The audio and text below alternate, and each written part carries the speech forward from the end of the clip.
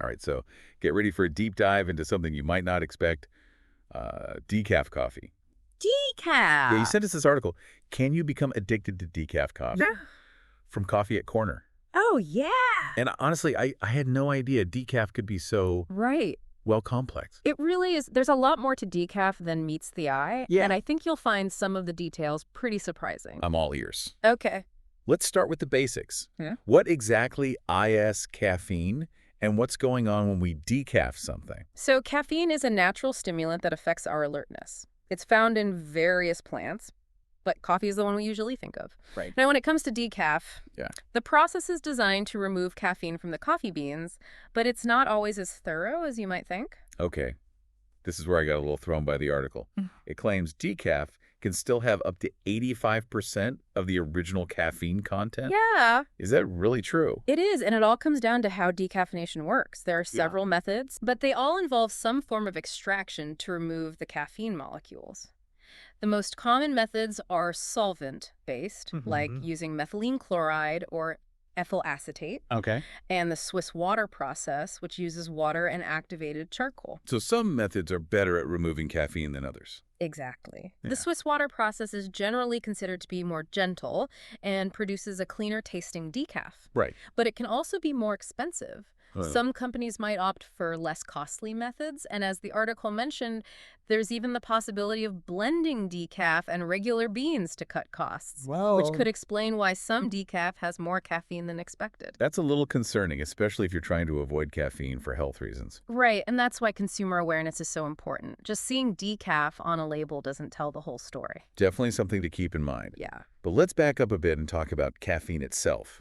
We know it gives us that energy boost, but is it all bad? Not at all. Caffeine actually has some surprising health benefits. Studies have shown that it can enhance cognitive function, protect cells from damage, and even improve cardiovascular health.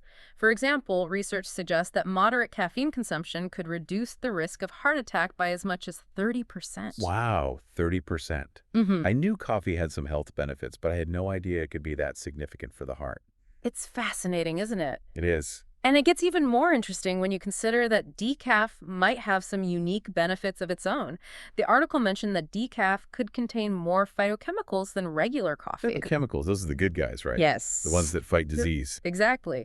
They're compounds found in plants that have been linked to a variety of health benefits, Okay. including antioxidant and anti-inflammatory effects. And while both regular and decaf coffee contain phytochemicals, some research suggests that the decaffeination process might actually increase the concentration of certain ones, Oh, well. like chlorogenic acid. So decaf could be giving us an extra dose of those health-boosting compounds. Now, that's surprising. Yeah. I always thought decaf was just, well, lesser coffee. It's easy to make that assumption. But as we're seeing, there's more to decaf than meets the eye. And this brings up another interesting point from the article, the potential for weight gain with decaf. Yeah, that part seemed a little counterintuitive. If caffeine boosts metabolism, does that mean decaf could actually slow it down? That's the theory. Caffeine is known to suppress appetite and increase calorie burning. Right. So in theory, decaf with its lower caffeine content might not have the same effect.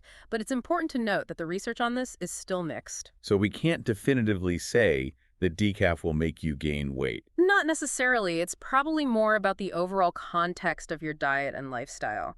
And as with anything, moderation is key. Even with regular coffee, excessive caffeine intake can have its own drawbacks. That makes sense. It's all about finding that balance, right? And speaking of balance, this whole discussion is making me think about coffee addiction. Is that something to be concerned about even with decaf? That's a great question, and it's one that the article directly addresses. Yeah. Caffeine's effects can last for several hours, and over time, regular consumption can lead to dependence. So even though decaf has less caffeine, it's possible to develop a habit or even a mild dependence on it.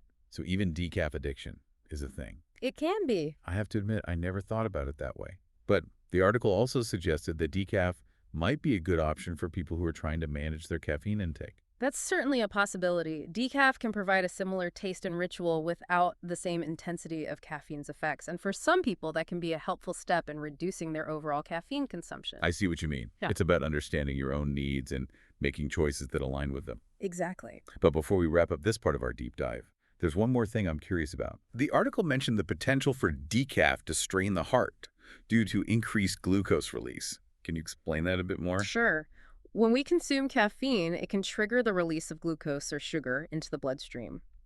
This can lead to temporary spikes in blood sugar levels, Uh-huh. which over time can put extra stress on the cardiovascular system, particularly for individuals with pre-existing conditions like diabetes or heart disease. That makes sense. So it's not just about the caffeine itself, it's about the cascade of effects it can have on our bodies. Precisely. And that's why it's so important to be mindful of our caffeine intake and how it affects us individually. Mindfulness is definitely the theme emerging from this deep dive. So for those of you listening, I'm curious, what are your thoughts so far? Are you surprised by any of this? We'd love to hear your reflections on your own coffee habits and how this information might change your perspective. It's fascinating how something as simple as a cup of coffee can spark so many interesting questions, isn't it? It really is. I mean, I've been drinking coffee for years, but I never stopped to think about all the nuances behind it.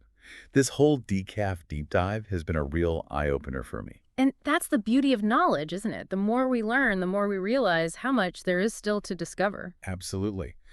Thinking about the potential for even decaf to become a bit of a habit makes me wonder about the whole ritual aspect of coffee. Yeah. Even if the caffeine levels are lower, there's something about that warm cup in the morning that just feels comforting, like a signal to start the day.